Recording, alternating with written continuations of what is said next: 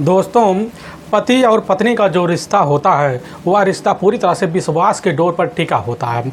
लेकिन जिस दिन से विश्वास की डोर टूटा उस दिन से समझ लो पूरा परिवार तबाह होकर रह जाता है और उसका अंजाम ऐसा होता है कि जिसका कोई कल्पना भी नहीं कर पाता है।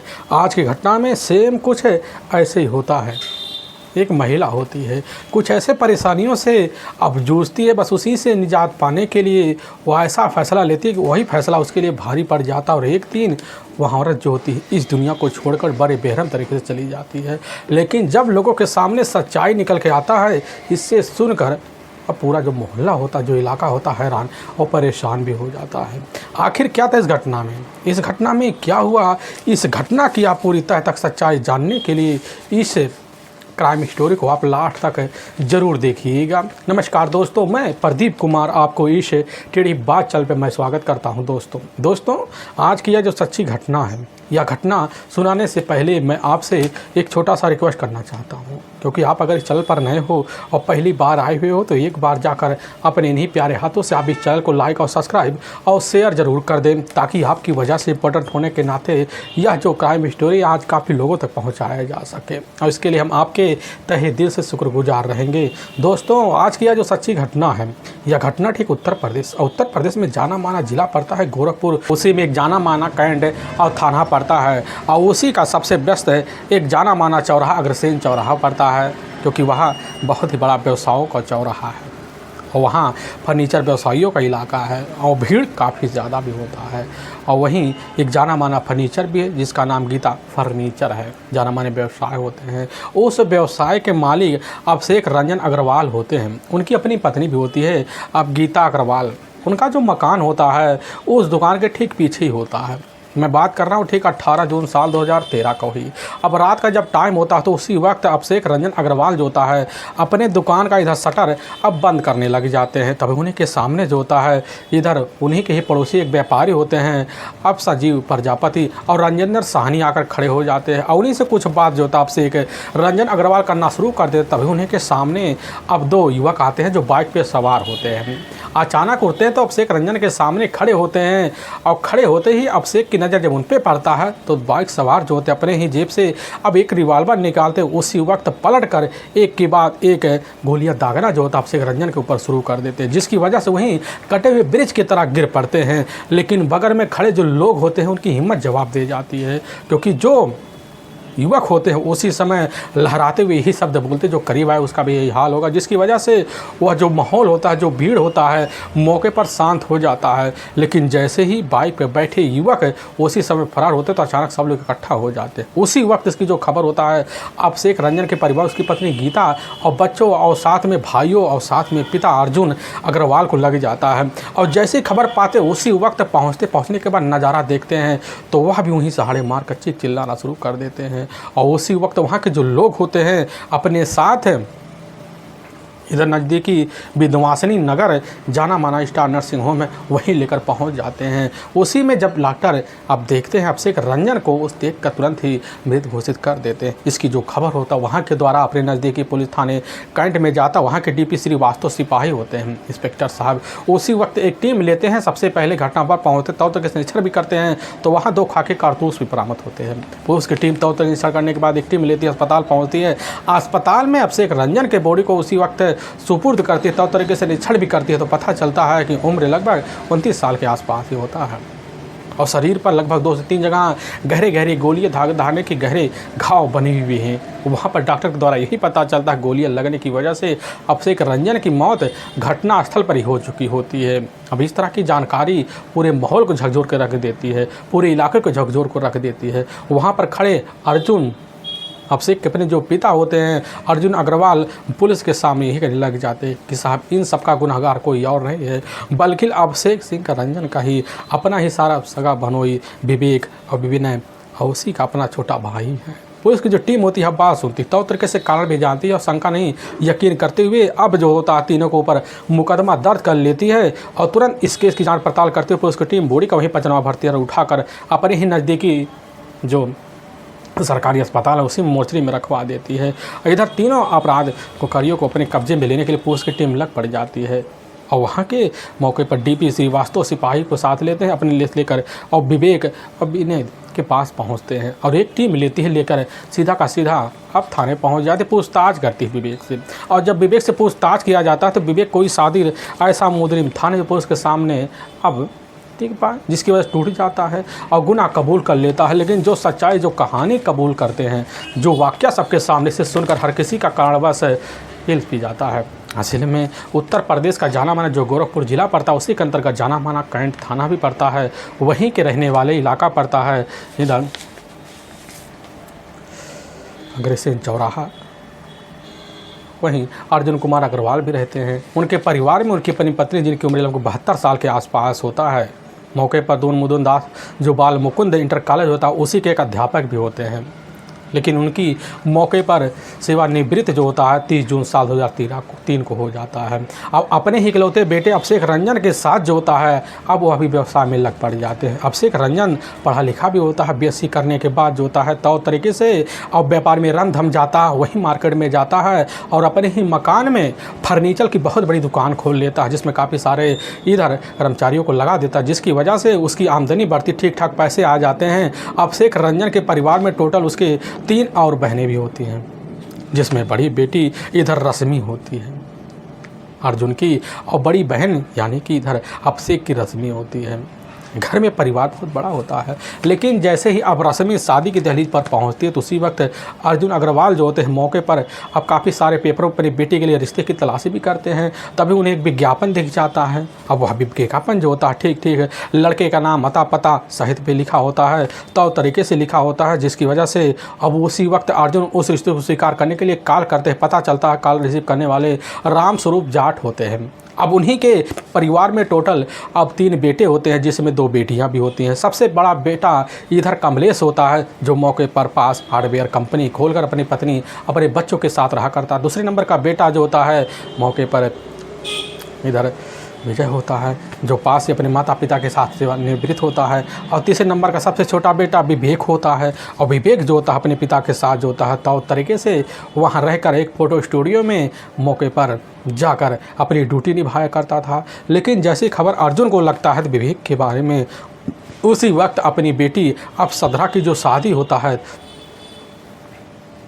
अपनी बेटी इधर रश्मि की जो शादी होता है कराने के लिए राज़ी हो जाते हैं और हयात मान लेते हैं, क्योंकि दक्षिणी जो मोहल्ला होता है जो हैमपुर का, वहीं जो राज नर्सिंग होता है उसी के पास ठेकेदारी के काम भी ये क्या करते थे। और मुलाकात होता है तो तरीके से बात भी होता है, व्यवहार भी बनता है तो तरीके से जाकर अब रश्मि की शादी अब विवेक से हो जाता है। अब विवेक के साथ जब रश्मि अपने ससुराल में आती है, कुछ दिन तो तरीके से रहती है, तो तरीके से वक्त बीतता है, समय बीतता है, खूबसूरत तरीके से ज़िंदगी भी चलता है। इधर बड़ी जल्दी व्यवहार भी बदल जाता है। रश्मि थी बड़ी खूबसूरत, देखने में चलचल, उसकी जो खूबसूरती होते हैं उसके ससुराल में राज करना भी शुरू कर देते हैं। लेकिन विवेक ठहरा शराब का आदि, जिसकी वजह से जब घर लौटता तो रश्मि उसी चीज़ के लिए रोकती टोकती और इसी बात को लेकर अब विवेक जो होता रश्मि का बार बार पिटाई भी करना अब शुरू कर देता है। लेकिन रश्मि कभी अपने ससुराल के एक कड़वी बात अपने मायके में नहीं भेजती है। यही सब कारण की ज़िंदगी का एक ऐसा जरिया बन जाता है जिसकी कोई कल्पना नहीं कर पाता है। अब इधर रश्मि रहती तो है तो तरीके से, लेकिन उसके रश्मि के गर्भ में लगभग एक 7 माह का ही अब मौके पर जब बच्चा होता है तो उसी वक्त रश्मि अपने पति के सामने जो होता है अब उसी शराब की बात को लेकर झगड़ा करना शुरू कर देती है। और इसी बात को लेकर अब जो होता है विवेक रश्मि का बड़े बेरहम तरीके से पिटाई भी कर देता है। और इसी पिटाई की वजह से रश्मि बार बार जब सुनती झगड़े तकरार करती है तो विवेक जो होता है रश्मि को लेता और लेकर अब मायके तो छोड़ जाता है। तो मायके जब आता है तो उसी वक्त रश्मि के परिवार वाले यही कहने लगते थे क्या बात है बच्ची, तो रश्मि यही कह देती है कि माँ गर्भ है इसीलिए दिक्कत हो रही है, जिसकी वजह से विवेक हमें यहाँ लाए छोड़ गए।